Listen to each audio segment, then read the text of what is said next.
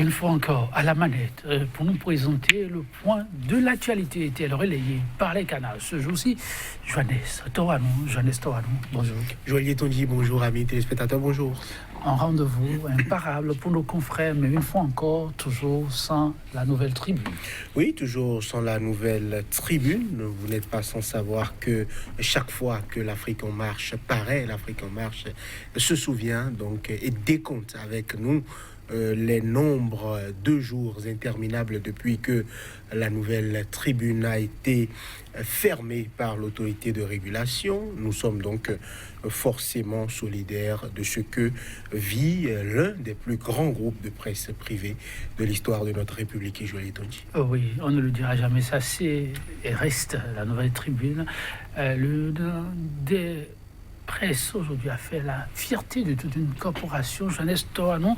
Ainsi va la République, l'autre nom de Dieu, c'est le temps.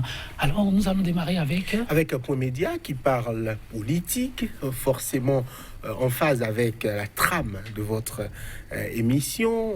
Point média qui affiche donc en manchette bloc politique et annonce déjà des mécontentement. Sécurité routière, la police aux trousses, des véhicules sans police d'assurance et puis transmission du dossier ICC Service à la Criette vers le remboursement des spoliés. Point média s'interroge. Le nouvel observateur brouille au sein de l'ordre des avocats du Bénin au sujet d'un rapport d'étude sur la Criette de la campagne médiatique à la bataille judiciaire. C'est une interrogation et puis rebondissement dans l'affaire ICC Service. Les présumés coupables devant la Criette ce 17 décembre. Enseignement secondaire quand l'État fait l'apologie de la précarité des enseignants. Vacataire quotidien, Nassiara à présent tacite, perception des taxes sur l'essence paillot. Va-t-on vers la légalisation de la fraude, complicité entre trafiquants et douaniers, nouvelle tarification, l'ARCEP et les GSM endorment les abonnés politiques nationales. Pourquoi les déplacements à l'intérieur de Yaïbouni gênent quotidien Nassiara de s'interroger. L'accroche à présent, conflit entre les blocs de la mouvance, le signe prémonitoire d'une guerre à distance. Formation de grands blocs politiques au Bénin, l'Union progressiste portée sur les fonds baptismaux. 20e circonscription électorale, les FCBE affûtent leurs armes et pour finir, naissance de l'Union progressiste, l'honorable Augustin Renvoyebla révèle les forces du nouveau parti de la gauche. Matin libre, atelier régional de gestionnaire des opérations de l'ONU, le Business Operation Stratégie au cœur des échanges, et puis dynamique unitaire pour le développement. Roudé et plusieurs personnalités créent leur bloc cette semaine. 18e circonscription électorale, Chantal Rondé-Técon des FCBE remobilise les femmes. Actu Express. À présent, face à la misère ambiante, les Béninois appellent à Javon au secours. Le bon samaritain fortement dans le cœur de ses compatriotes. Et puis, liesse populaire lors de ses descentes sur le terrain. Boniaï en parfaite symbiose avec le peuple. Examen et vote du budget primitif 2019 de la commune de Cotonou. Les conseillers renouvellent leur confiance à Isidore Nyon-Lonfou. L'Afrique en marche pour mettre un terme à la revue des titres pour le compte de ce matin. Discours sur l'état de la nation dans quelques jours. Que dira Talon aux députés qui ont voté des lois pour lui les yeux fermés? Idéologie contradictoire au sein de la mouvance, Simon Narcisse Tometti recadre les alliés de la rupture. Manœuvre des oppresseurs du président d'honneur de l'USL, Richard Boni Ouourou, félicite le sens d'anticipation de Sébastien à Javon. Et puis boîte noire, la famille Rumbedji presque au grand complet en France. C'est l'Afrique en marche qui le dit, l'Afrique en marche qui a évidemment titré, comme on en parlait tout à l'heure, Joël Yetonji, 6 mois déjà, que la nouvelle tribune est fermée. Johannes Torano, nous allons y aller très rapidement. Matin libre, dynamique unitaire pour le développement. Après le bloc progressiste muet en parti politique Union progressiste, eh bien, Matin libre nous apprend que Roulé et plusieurs personnalités créent le bloc cette semaine. Un bloc toujours pour accompagner le chef de l'État. Oui, Joël Etonji, c'est un bloc officiellement pour accompagner le chef de l'État. Mais visiblement, il y a des dissensions qui font même que ces personnalités politiques-là ont choisi d'aller aux législatives sous leur propre bannière. C'est le cas du PRD, c'est le cas de l'UDBN, c'est donc le cas de l'AND, Valentin Aditi Roulé, qui assume tout seul son destin, même si officiellement, ils ne diront pas qu'ils sont en train de se mettre en porte-à-faux du régime en place. Mais c'est évidemment, je dirais, un désir de s'affranchir de cette tutelle-là qui veut broyer tout sur son passage.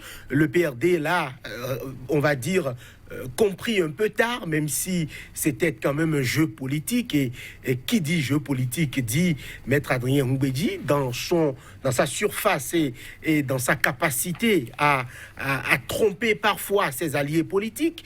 Donc, Roudé est aussi un homme politique de cette trempe-là. Il sait ce qu'il gagne en allant dans l'un des blocs.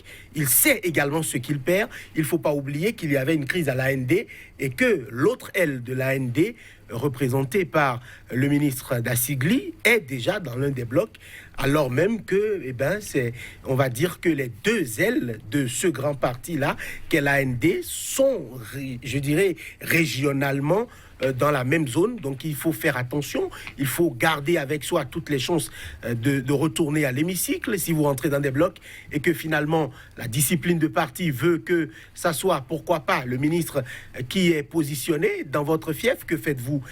Vous n'aurez que vos yeux pour pleurer et retourner, pourquoi pas, faire une croix sur votre carrière politique. Tout ceci fait que certaines personnalités n'ont forcément pas envie de se taire et de constater la mort politique de leur mouvement ou parti politique.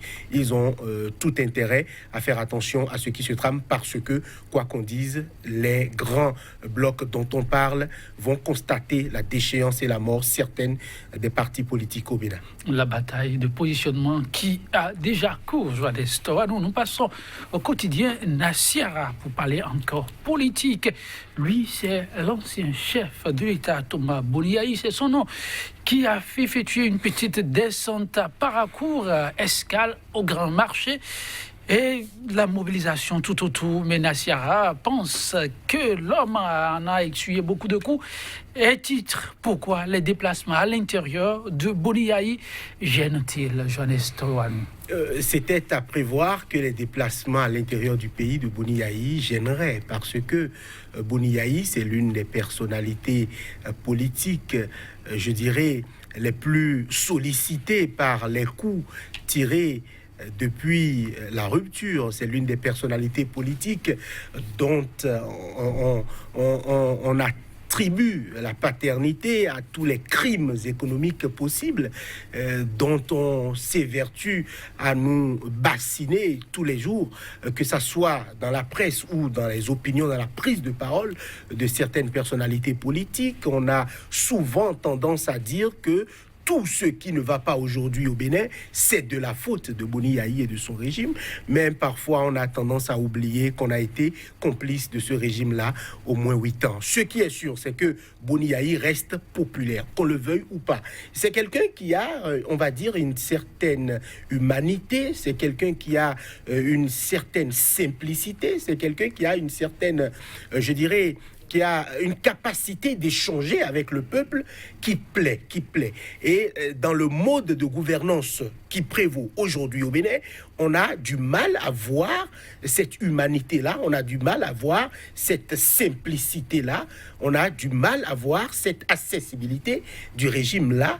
Donc c'est normal que les gens qui souffrent dans leur quotidien aujourd'hui se retrouvent à travers quelqu'un qui a longtemps été très proche des populations et qui continue d'aller dans des marchés, qui sollicite des prières, qui va à la rencontre des gens et qui déchaîne des foules. Ce qui est sûr, c'est que la bataille aura lieu parce que les FCBE, Constitution, sont bien constitués partis politiques et sont en train d'installer les cellules chaque jour que Dieu fait et vont à la rencontre des populations pour proposer leur offre politique d'alternance, pourquoi pas, de changement de la politique qui prévaut aujourd'hui au Bénin. Ce n'est donc pas surprenant que Boni Yahi reçoive des coups. Lui-même, je suis sûr que avant chaque fois de sortie de chez lui pour aller à la rencontre des populations, il sait qu'il prendra des coups. Ce qui est sûr, c'est aussi un animal politique. Et on va dire que c'est tout bénéf pour le Bénin. Ah oui, ainsi va la République politiquement. Donc, j'allais faire un clin d'œil aux populations, mais on y reviendra parce que le temps est complètement parti. Merci, mesdames et messieurs, d'avoir été des nôtres. On se donne rendez-vous demain pour découvrir d'autres sujets à la une.